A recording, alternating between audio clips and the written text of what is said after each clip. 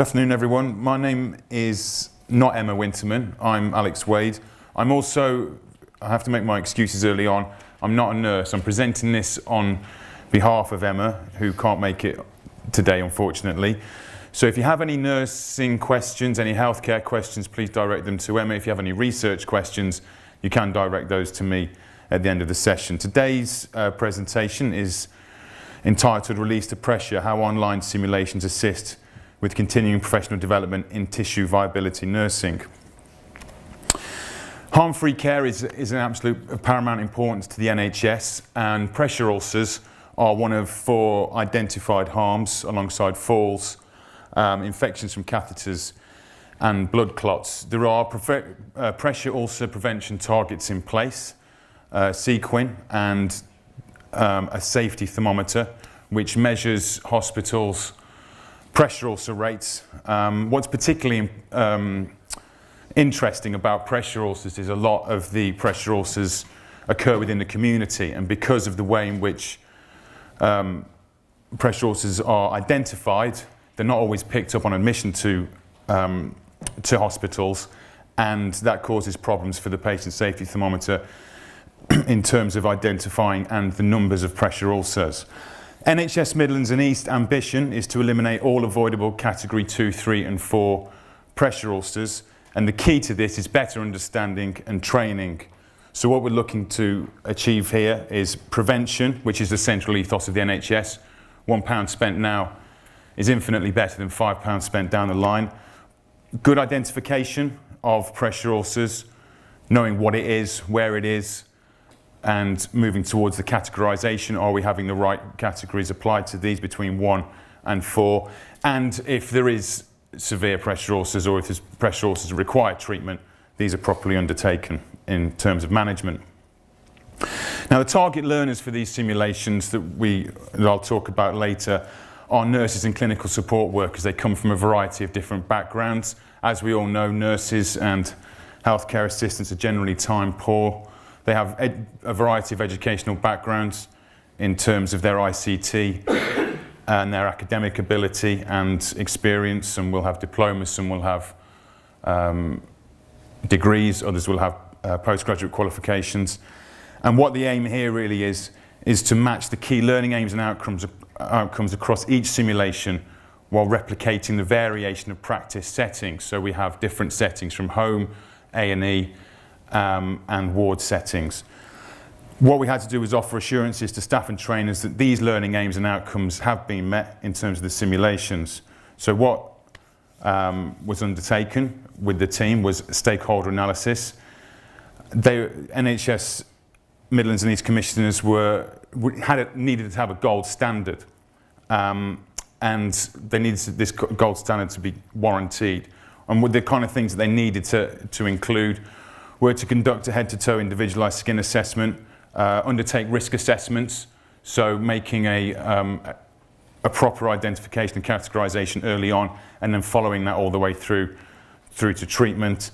And very importantly, is to support evidence-based clinical decision-making in relation to pressure ulcer prevention and management. So this is based on strong academic research in the area. So there were 6 virtual case creator simulations developed, and they represent a total care pathway from admission in A&E all the way through to discharge, and that also encompasses community care. So these were authored by a senior lecturer from Birmingham City University, which is Emma, and she worked in direct partnership with a tissue viability specialist who was in a consultancy role, and they were developed by the Online Simulation and Immersive Education Research Group. So the coding, the art, that was all undertaken within the Faculty of Health at Birmingham City University. So we wanted to gauge what the user requirements were. The convenience sample was drawn from linked nurses. Linked nurses are just below specialist nurses in terms of their knowledge and the application of this knowledge. And these are drawn from the Worcester Health Economy. Linked nurses generally look after kind of day-to-day, provide day-to-day information and knowledge for general nurses on the ward. And we introduced 2 initial pilot simulations, so 2 of the 6 were released, and users were asked to undertake a variety of learning activities. What we wanted to do from the very outset was to triangulate these methodologies. We used focus group interviews, online questionnaires, and researcher observation. Now, they came back to us, these nurses, the linked nurses, and they said they wanted a variety of things included in their simulations upon release. First one, which we'll talk about later on, is the notes function. So this is the ability to make notes as you go along on a case. Review decisions. So before you actually submit these decisions, it was to be able to review them and change the order. So as with any kind of treatment, things become apparent as you work through them, and this is dynamic, so you can change this on the fly. A quick start guide, a think book, so being able to get straight into something. If you buy a new console or something, you don't want to be messing around reading instructions, you want to get straight into it, and this kind of replicated that. Zoom function, really, really important in terms of pressure ulcer care, being able to see, to identify, to categorize what kind of pressure ulcer the individual's dealing with, and navigation tips, just to roll over a certain area, and then to have guidance towards where to go. So there were a range of enhancements that were made to the portal. This is what happens after submission. On the left there, you can see resources explored. These are personal performance meters giving you an absolute readout or feedback on your performance. We also introduced leaderboards or league tables, which is on the right-hand side, and this allows individuals to view their performance against their peers. So instead of having an absolute score, there are also relative scores. Hopefully engenders a bit of friendly competition. People can, say I'm going to beat you in this kind of scenario and keep on engaging with it. Really, really important in the center there are certificates. These are automatically generated. They allow learners to evidence their attainment of the benchmark standard that was agreed with stakeholders in the first instance. These certificates are also used as evidence of continuing professional development. So, pilot phase 2 implemented these changes to the virtual case creator simulator. Convenient sample, around half of what we had before. Tissue viability nurses, again, they were linked nurses brought in from the Worcester Health Economy. All of our scenarios that have been developed by OSIM were released, and the participants were invited to select in whatever scenario they wanted to. So it could have been from A&E, it could have been acute, it could have been from the home, and they completed learner activities, which were either led by a tutor, or they could have been undertaken on their own. Again, we triangulated them so we had consistency and reliability between the two research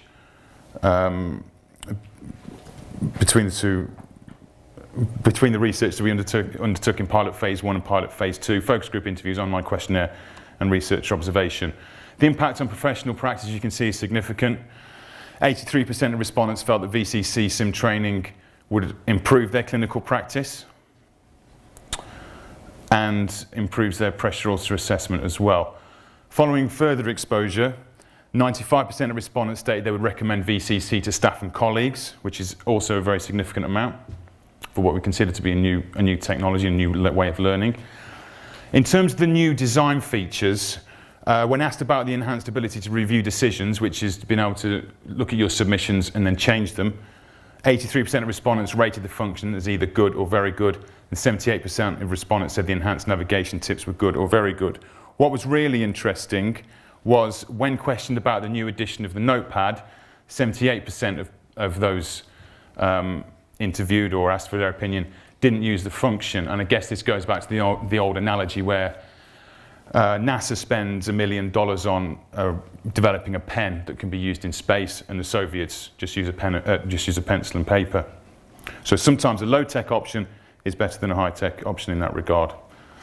78% of respondents preferred to complete VCC training scenarios away from their work environment. Very, very important if you've got a patient that needs caring on the ward, you can't sit there and say, I'm going to continue learning. You have to go to that patient. And people did access VCC from outside of work and these scenarios. Other further feedback you can see there, the qualitative feedback that we got. Interesting that some people said they would do all 6 scenarios. And in conclusion, although we had 2 relatively small sample sizes, triangulating data collection was an effective way in ensuring practice-led solutions. We were able to build this from the ground up. The feedback received was comprehensive and informative, and it has also influenced a number of platform enhancements that students use in the Faculty of Health at BCU. And these enhancements have also informed other work streams. So there's also ongoing discussions with Burton and Walsall Health Trusts, and that feeds in, of course, to ongoing enhancements to the virtual case creator, which is in a constant loop of feedback and improvement. Thank you very much for your time, and thank you very much for your attention. If you would like to contact Emma, those are her details on the